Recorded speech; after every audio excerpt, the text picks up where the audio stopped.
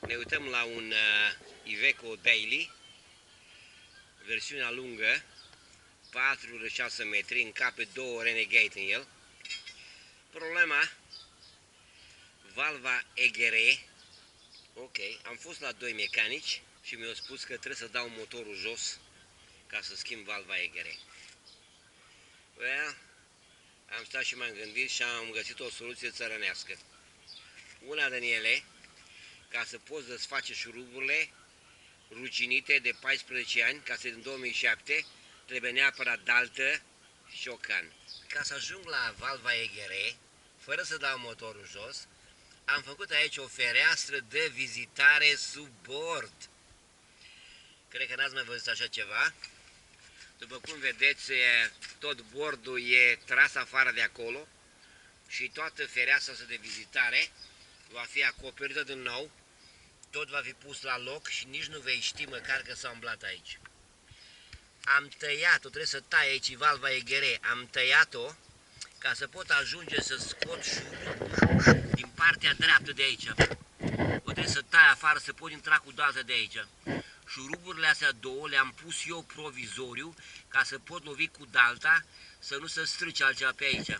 Toate șuruburile le-am scos afară cu dalta. Acum desfac șuruburile astea două de aici și voi scoate valva EGR afară și vom pune valva nouă. Hai să ne uităm la valva EGR nouă, Iveco Daily 2007. Ce e foarte interesant la valva asta? Că e pusă înainte de cooler, nu după cooler. Și din cauza aia valva asta nu se prea poate bloca, dar se poate sparge membrana aia. Ce vedeți aici, astea două ștuțuri, ăsta e un răcitor, intră apa până el și răcește ca temperatura de la gaze să nu supraîncălzească membrana.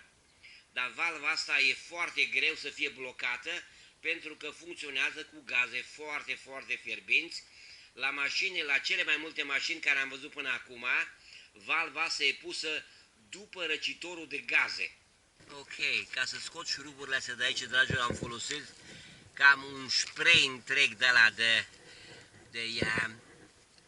rugină, WD-40, am folosit și alt spray, nimic nu a vrut. Acum mai avem două furtuni aici, care sunt furtunile cu apă, care răcește EGR-ul, răcește membrana. Îl dăm și pe ăsta afară și pe urmă o să reușim să montăm a doilea EGR-ul nou. Nu recomand la nimeni să facă ce am făcut eu, asta e probabil numai până în India să face asemenea lucruri. Ca să am acces la șurubul ăsta din dreapta sus, să-l scot afară, o trebuie să tai EGR-ul cu flexul, ca să pot băga dalta. În sfârșit, cu greu așa, atea am tras cu ciocanul, că și s-o rupt una din urechi. Urechea de aici s-o și rupt, că e făcut din fontă. Și atunci s-o eliberat șurubul și am dat să scot mai ușor. Acum va trebui să vacumez înăuntru și încoace spre radiator și în jos spre eșapament, să vacumez, să nu fie pe acolo bucățele de fier, ca să nu-mi strice valva pe urmă, să fie absolut, să fie curat. Asta nu e o problemă, că am să bag acolo un magnet de neodim și ăla o să adune toate mizeria afară. Acum am curățat suprafețele astea două, aici sunt două garnituri de metal. Astea două sunt furtunile de la răcitor la EGR-ul. O să băgăm înapoi furtunile la loc la EGR-ul, pe urmă o să pornim motorul câteva secunde ca să arunce afară de aici, din gaura asta, orice mizerie care ar fi căzută când am tăiat EGR-ul cu flexul. Și pe urmă să putem monta EGR-ul final. Ok, am montat EGR-ul la loc, toate conductele, cele 4 șuruburi, am pus pe bazene de cupru ca să nu se mai blocheze, am verificat și țeava aia acolo ca acordionul să nu fie împundată, totul merge brici, după cum se aude, motorul merge foarte, foarte frumos. Asta am luat o bucată de carton și am făcut forma la tabla asta care trebuie mie. Deci asta e forma care mi-a dat mie și am pus-o peste o tablă de aluminiu aici așa și am făcut forma. Acum am dat o grămadă de găuri, vreo 22 de găuri totodată. Poate nu le folosesc toate. Acum am să pun silicon pe rândul găurilor și pe urmă am să prind tabla loc cu autofilitante.